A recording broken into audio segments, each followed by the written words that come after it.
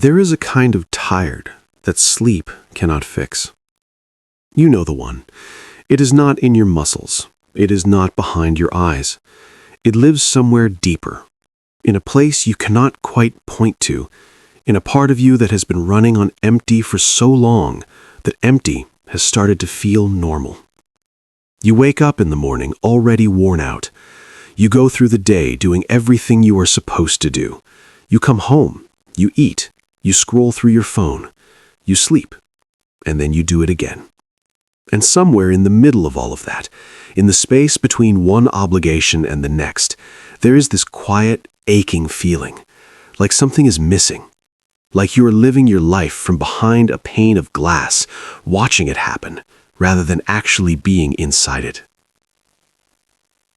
If you were born between 1981 and 1996, I want you to stop for a moment.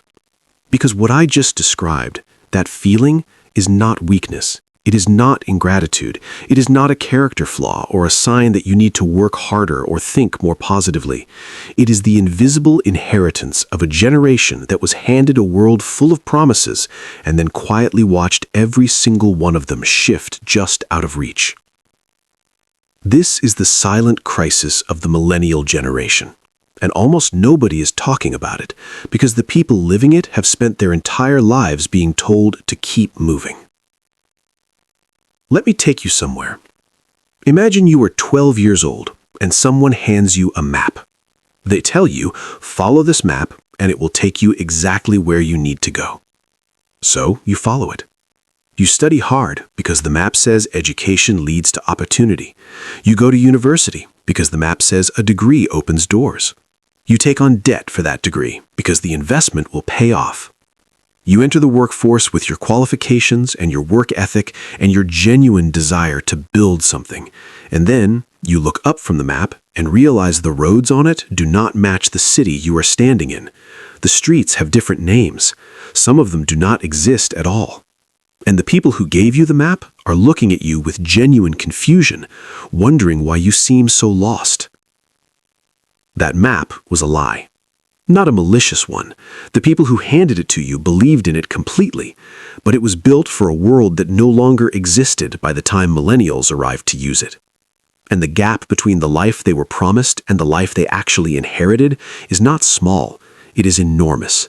And it has left a mark that goes far deeper than financial stress or career anxiety. It has carved itself into the psychological identity of an entire generation.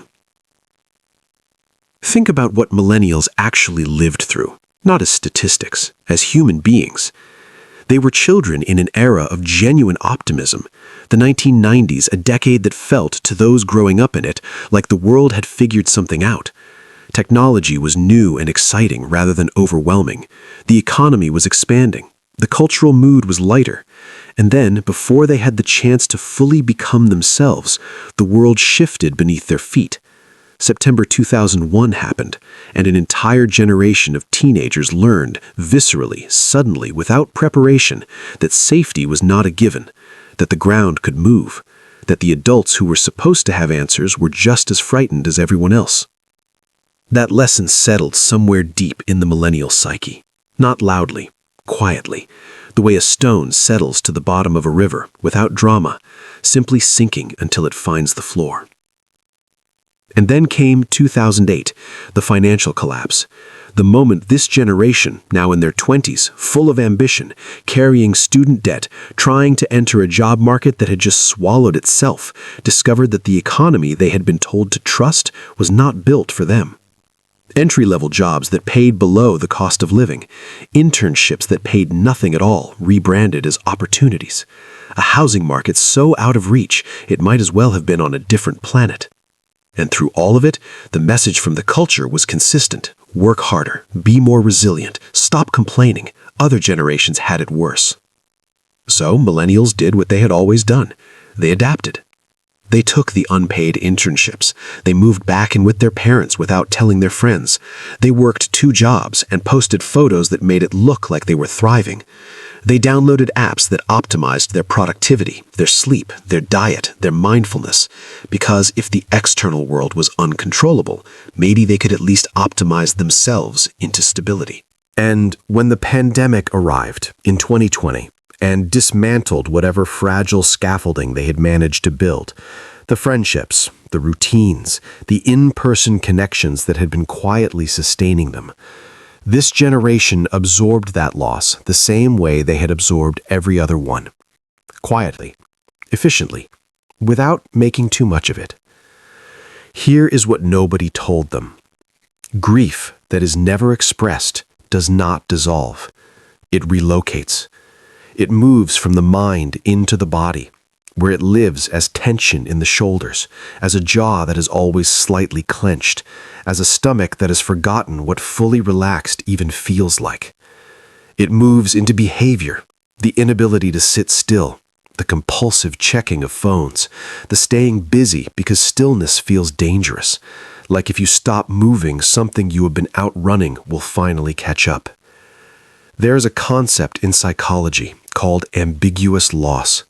It describes grief that has no clear ending, no funeral, no official acknowledgment, no cultural permission to mourn. Millennials are swimming in it. They are grieving the version of adulthood they were raised to expect, the careers that no longer exist in the form they imagined, the financial security that feels permanently out of reach, the version of themselves that existed before the exhaustion settled in, the one that wanted things fully, believed things completely, loved things without calculating the risk first. But because none of these losses have a clear moment of ending, there is no recognized space to grieve them. So the grief stays, it accumulates, and over time it becomes something else, learned helplessness. The psychological state that develops when a person has experienced enough situations where their effort produced no meaningful result, where they tried and it did not work, where they hoped and the hope was not rewarded. Learned helplessness does not stop a person from functioning. It puts a ceiling just above them that they can feel but cannot see. And here is what makes all of this so difficult to name. From the outside, it is completely invisible. The millennial who is quietly falling apart looks from every external angle absolutely fine. They show up. They meet deadlines. They laugh at the right moments. They answer, "I'm doing well," with enough conviction that nobody thinks to look closer. The crisis does not look like falling apart. It looks like holding it together. And if you are struggling to remember the last time you felt genuine, uncomplicated joy, not relief, not the satisfaction of finishing something hard, but actual joy that simply exists freely in your body, it does not mean that feeling is gone forever. It means it has been buried under a very long time of surviving. And this, right here, is where everything begins to change. Here is the truth that this generation was never given permission to hear. The fact that you are still standing after everything this world has put you through, after every promise that quietly broke, after every version of yourself you had to rebuild from scratch, is not ordinary. It is remarkable. Not in the way motivational posters use that word, in the real, quiet, human sense of the word. You survived things that were never supposed to be survivable without support. You kept going through losses that were never officially named. You held yourself together using willpower alone in a world that kept moving the finish line and never once apologized for it. That deserves to be acknowledged, not celebrated in a loud way, just seen, honestly and fully seen. But here is where the shift has to happen. Because surviving is not the same as living, and this generation has become so skilled at surviving, so efficient at absorbing pain and converting it into function, that many millennials have forgotten there was ever supposed to be something more than this. Something beyond the management of exhaustion, something beyond the optimization of a life that still, underneath all the optimization, does not feel like theirs.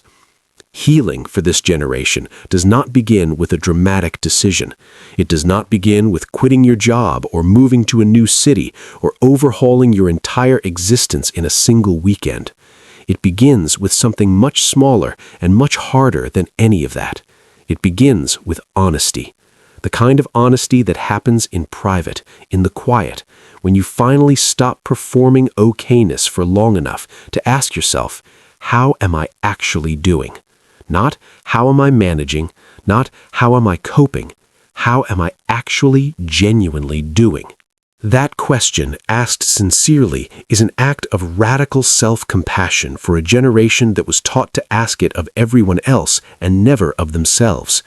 Because the wall does not come down all at once. It comes down one honest moment at a time. One conversation where you tell the truth instead of the acceptable version. One afternoon where you rest without justifying the rest. One decision to want something again, fully, without the protective layer of not quite believing it could happen. You are allowed to grieve what this world cost you. You are allowed to mourn the version of adulthood you were promised and never received. You are allowed to feel the weight of what you have been carrying without immediately converting that feeling into a plan for how to carry it more efficiently. And you are allowed, perhaps for the first time in a very long time, to consider that the foundation does not need to be replaced. It needs to be understood, tended to, given the attention it has been quietly asking for across all those 2 a.m. moments, all those inexplicable waves of sadness, all those times you felt alone in a room full of people who loved you. The crisis was never a sign that something was wrong with you. It was a signal, a message from the part of you that has never stopped believing in something more than survival. That part of you is still there. It has been waiting patiently underneath everything, and it is not too late to listen to it. If this resonated with something you have been carrying quietly, you are not alone in this. There are more people sitting with this exact feeling than you will ever know. If this channel is a space where you find something real, something that makes you feel genuinely understood, consider subscribing, not for the numbers, but because the conversations we are building here are ones that do not happen enough in the world outside, and you deserve to be part of them.